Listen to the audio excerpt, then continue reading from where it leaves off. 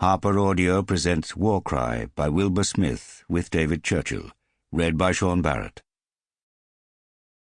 2 months had passed since war had been declared, and the autumn sun that shone down from the clear blue skies over Bavaria was so glorious that it seemed to cry out for beer to be drunk and songs to be sung in hearty, joyful voices. But the Oktoberfest had been cancelled, and the double phaeton limousine proceeding up the short drive of the villa in Grunwald, just outside Munich, bore tidings that were anything but joyous.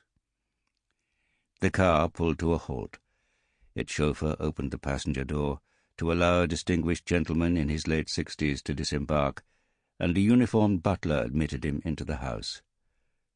A moment later, Atala, Countess of Meerburg, looked up as the family lawyer Victor Solomons was shown into the drawing-room. His hair and beard might now be silver, and his stride was less vigorous than it had once been, but the impeccable tailoring of his suit, the gleaming white of his perfectly starched collar, and the flawless shine of his shoes reflected a mind that was still as precise, as sharp, and as insightful as ever. Solomon stopped in front of Atala's chair, gave a respectful little nod of the head, and said, "Good morning, Countess." His mood seemed subdued, but that was only to be expected, Atala reminded herself. Solomon's beloved son Isidore was away at the front. No parent could ever be light-hearted, knowing that their child's very survival now lay at the mercy of the gods of war. "Good morning, Victor. What an unexpected pleasure to see you. Do please sit down." Atala extended a dainty hand towards the chair opposite her. Then she turned her attention towards the butler who had shown the guest in, and was now awaiting further instruction. "Some coffee, please, Brown, for Herr Rechtsanwalt Solomons. Would you like some cake, Victor? A little strudel, perhaps?" "No, thank you, Countess." There was a sombre tone to Solomons's voice, Atala realized, and he seemed uncharacteristically reluctant to look her in the eye. "He has bad news," she thought. "Is it the boys? Has something happened to one of them?" She told herself to remain calm.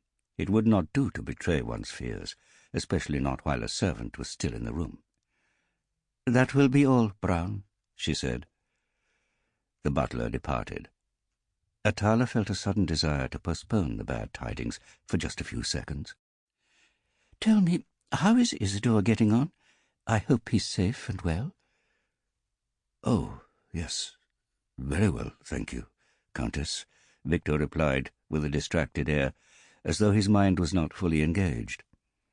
But he took such pride in his beloved son that he could not resist adding, "You know, Isidore's division is commanded by Crown Prince Wilhelm himself. Imagine that. We received a letter from him just last week to say that he has already seen his first action. Apparently his major declared that he conducted himself admirably under fire." "I'm sure he did. Isidore is a fine young man. Now, what is it, Victor? Why are you here?" Solomons hesitated a second to gather his thoughts, and then sighed. "I fear there is no other way of saying this, Countess.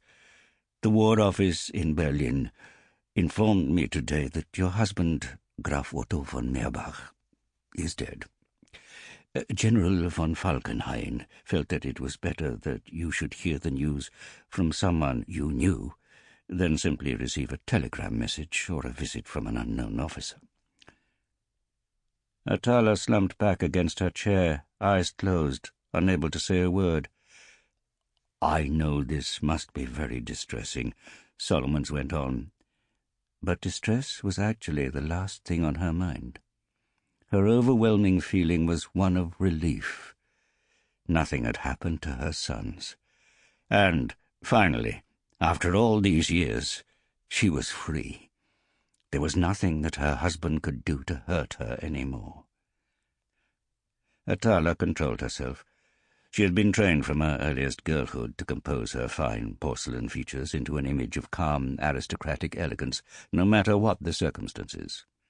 It was now second nature to hide her true feelings behind that mask, just as the waters of a pond cover the... Sample complete. Ready to continue?